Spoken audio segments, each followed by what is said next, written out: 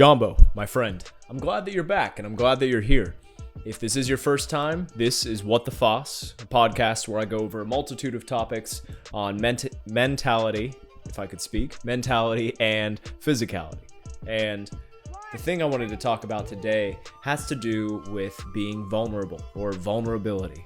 And it's something that a lot of people, I don't think they really think about or want to think about, but it's something that came up for me just recently in my thought and in my mind because I thought about how I trimmed back my facial hair.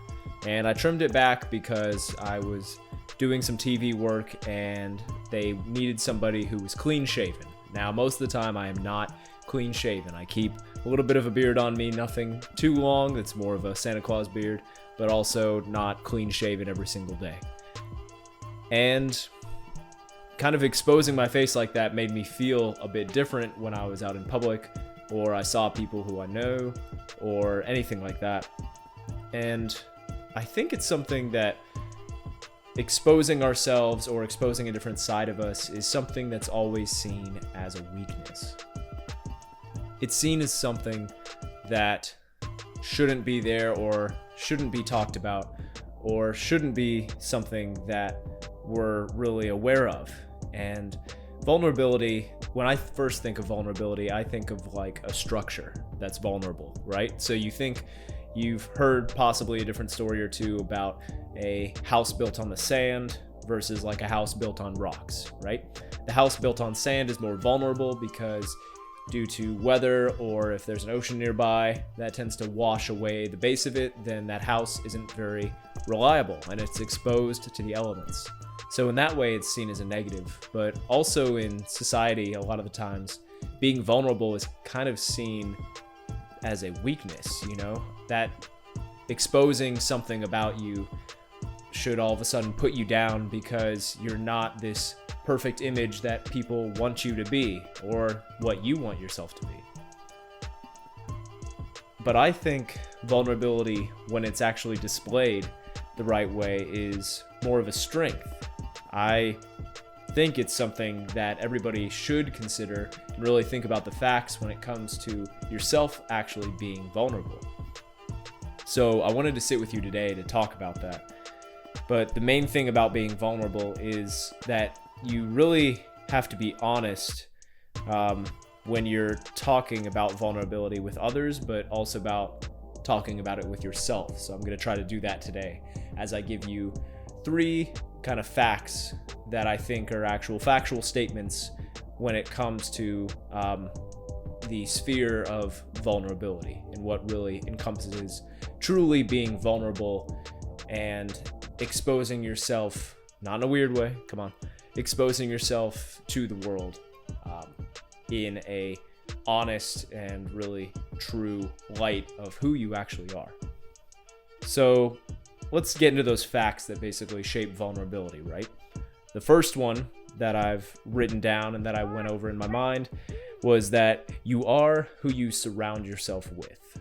Now, this is a big one when it comes to vulnerability because you are the people who you surround yourself with.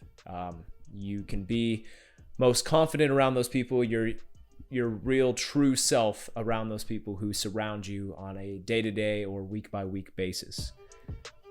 That's something that I think you should consider when you think about your habits or you think about the way that you see yourself or the way that you see others.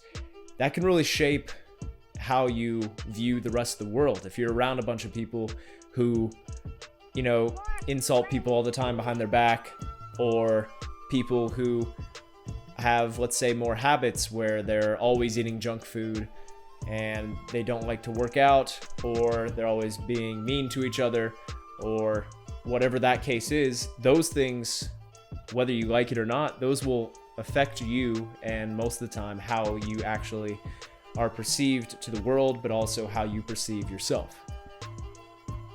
And I think when I think about that myself, I think about people who have been around me in the past, and I've had people who've been positive influences and they've been great, but I've also had people who have been pretty negative influences on my life, and I realized that I wouldn't be able to do the things I actually wanted to do and actually be myself and really expose myself to show people who I actually was if I was still around those people who were a negative influence. So being truly vulnerable, you really have to consider who you're around, because you need to surround yourself with the people of who you actually want to be, who you actually feel that you are, and how you want to be on a daily basis.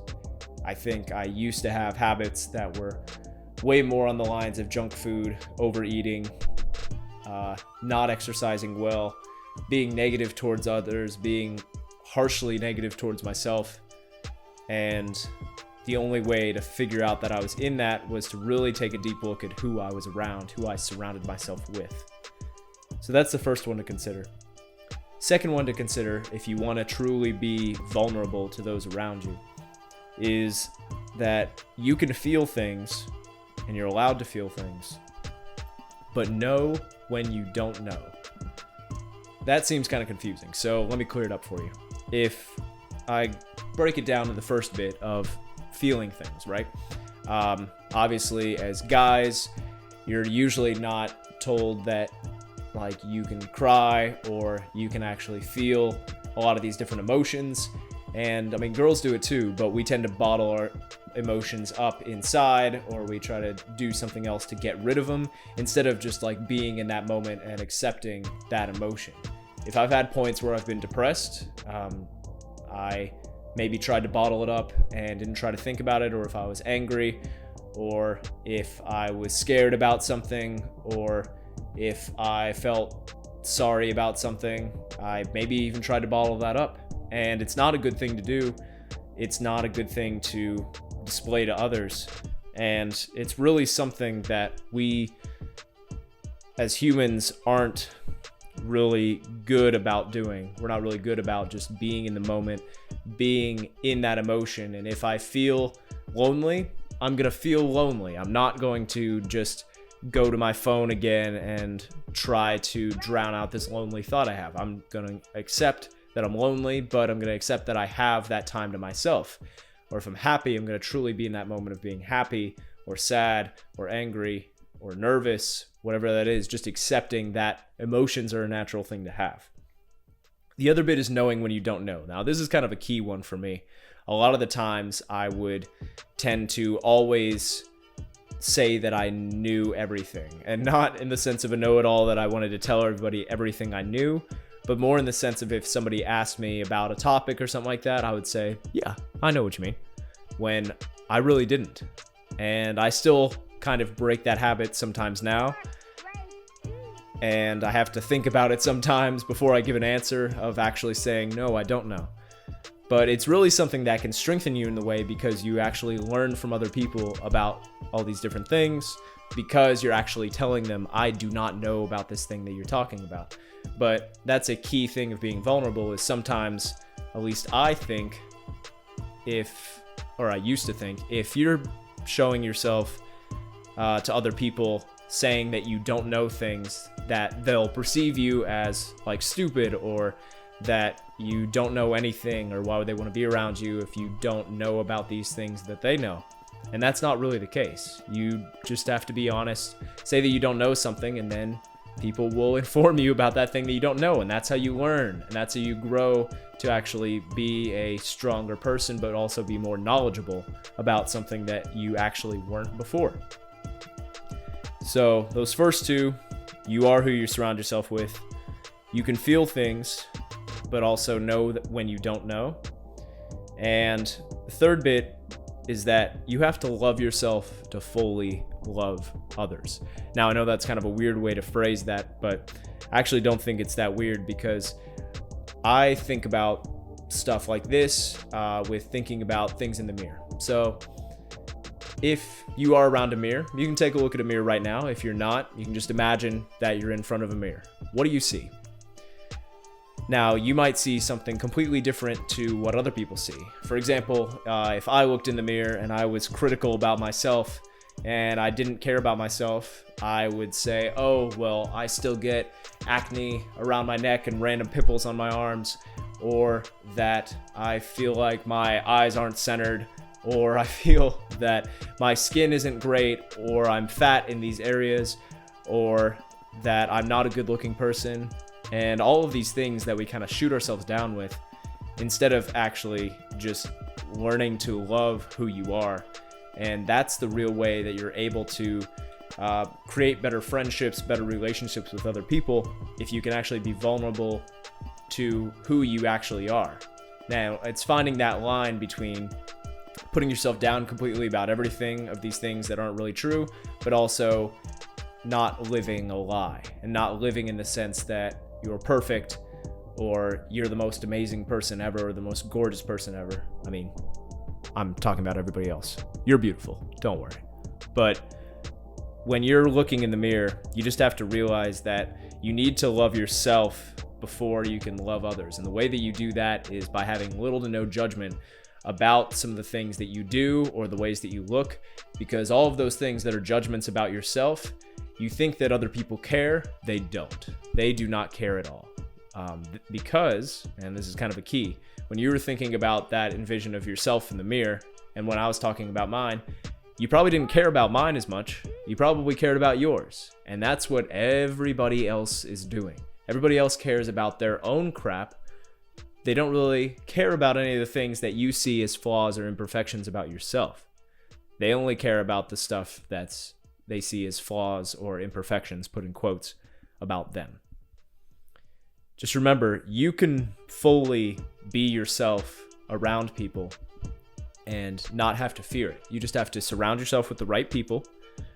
You just have to truly feel the emotions and things that you want to feel, and be honest with yourself and others about things that you love about yourself, not in a gloating way, but things that you really care about yourself and things that you really care about others, and just being emotionally available for anything that kind of comes along in your life. Just remember, to wrap some of this up, vulnerability really is about exposing yourself. And exposing yourself can seem scary. It can seem like you're going to get this kind of storm of judgment that comes over you. And that's sometimes, that's the case, because being vulnerable can set you up for harm. But it can also make you a stronger person. It can make you grow a bit more to be a better person than you are now.